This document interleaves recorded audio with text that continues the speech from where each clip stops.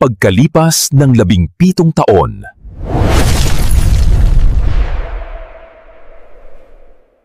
Sa kanto ng Quiapo, dito mo makikita si Tapsilog Bangkod, isang mandurukot, pero mabait at matulungin.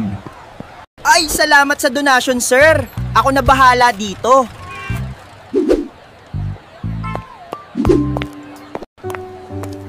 Para sa'yo eto, Nay. Bumili ka ng gatas at bigas, ha?